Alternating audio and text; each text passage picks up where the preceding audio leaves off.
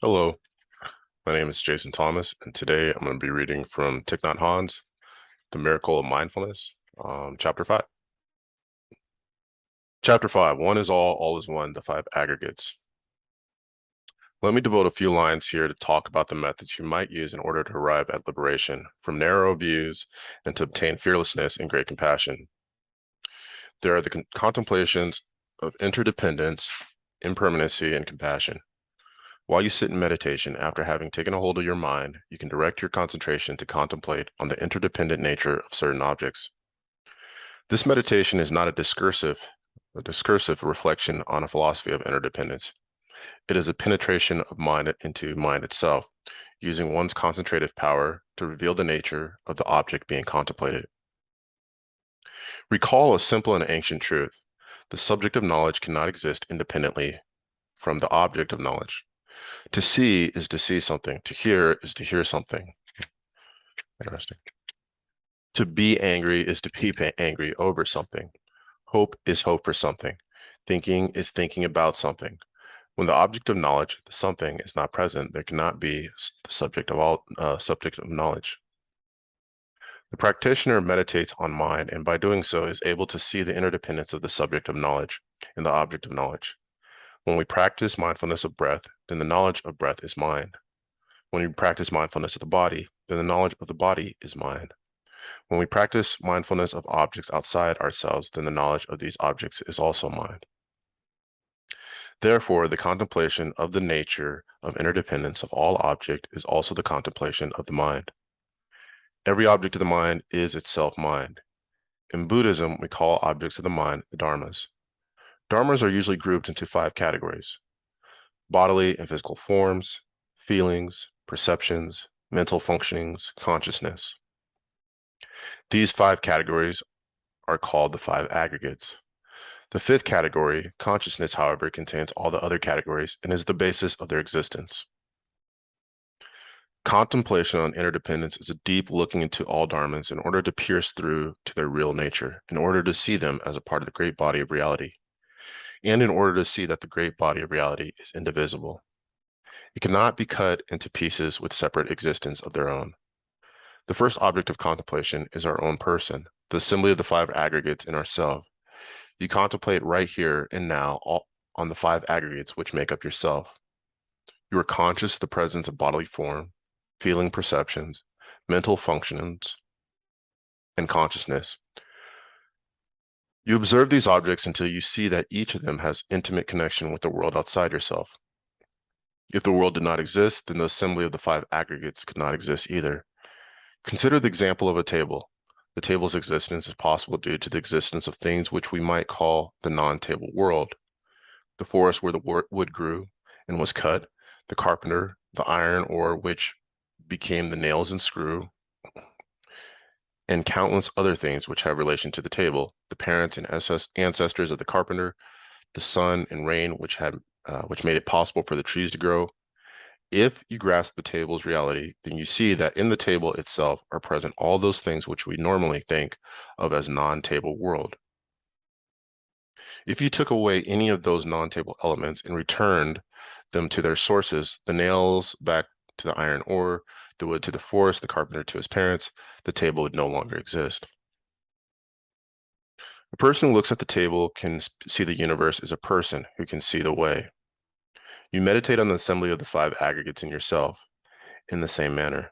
You meditate on them until you are able to see the presence of the reality of the oneness in your own self and can see that your own life and the life of the universe are one.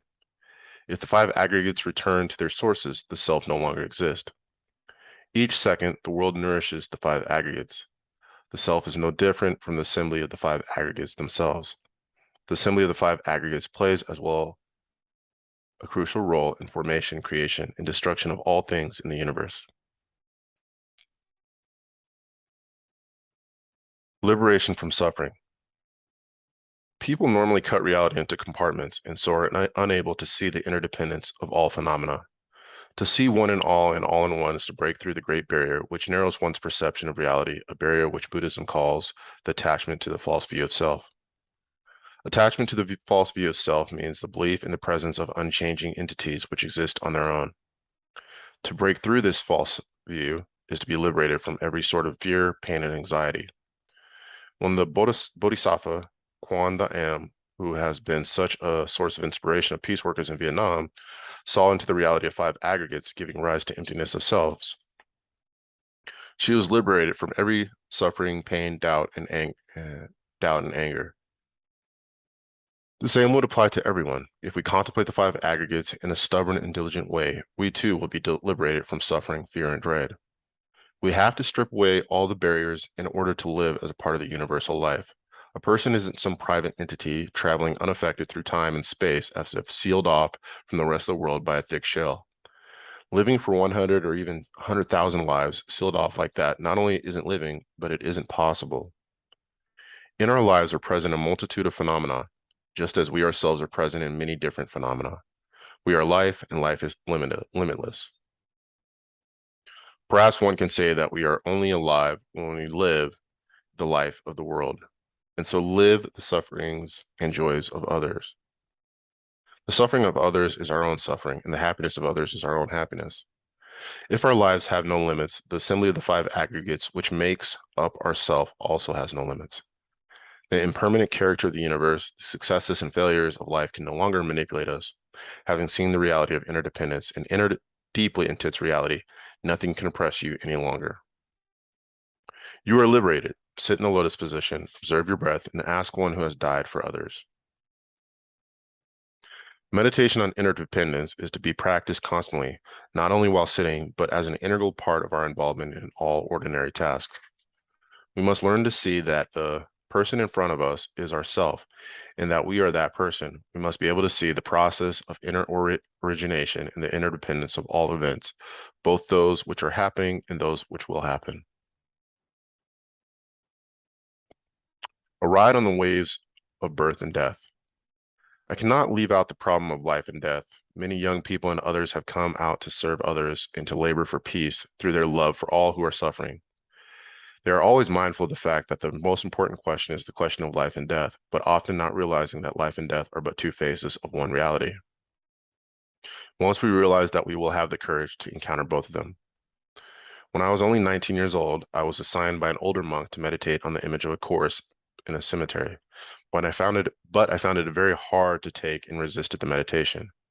Now I no longer feel that way. Then I thought that such meditation should be reserved for older monks. But since then, I've seen many young soldiers lying motionless beside one another, some only 13, 14, and 15 years old. They had no preparation or readiness for death. Now I see that if one doesn't know how to die, one can hardly know how to live. Because death is a part of life, because death is just part of life. It was 2 days ago, Moby told me that she thought at 20, one was old enough to meditate on the corpse. She has only turned 21 herself. We must look death in the face and recognize and accept it, just as we accept life. The Buddhist Sutra on Mindfulness speaks about the meditation on the corpse. Meditate on the decomposition of the body, how the body bloats and turns violet, how it is eaten by worms until only bits of blood and flesh will still cling to the bones. Meditate up to the point where only white bones remain, which in turn are slowly worn away and turn into dust. Meditate like that, knowing that your own body will undergo such a process. Meditate on the corpse until you are calm and at peace, until your body and heart are light and tranquil, and a smile appears on your face.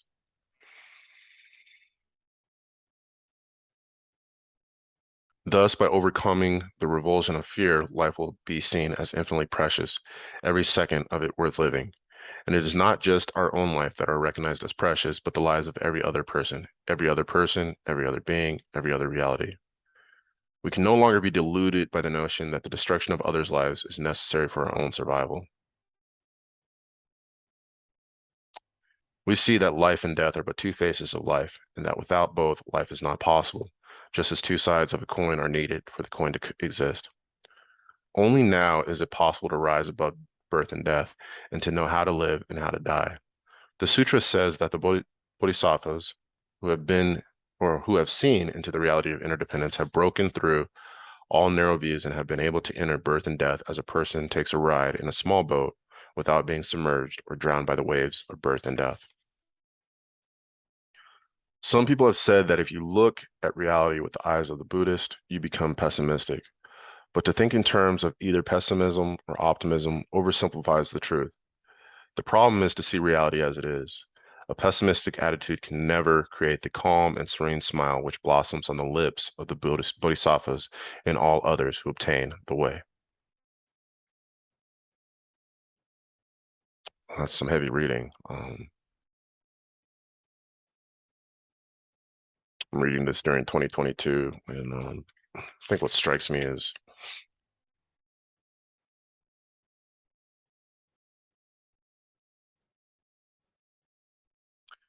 that, and it is not just our own lives that are recognized as precious, but the lives of every other person, every other person, every other being, every other reality. Also, another phrase that struck me was, we must learn to see that the person in front of us is ourself and that we are that person.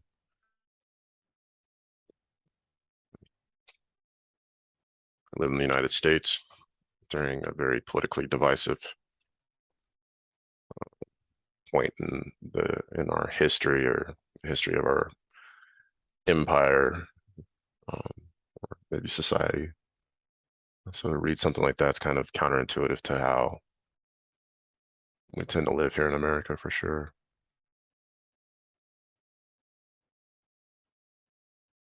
That's chapter 4 of or is that chapter 4 or chapter 5? It's chapter 5 of Thich Nhat Hanh's The Miracle of Mindfulness.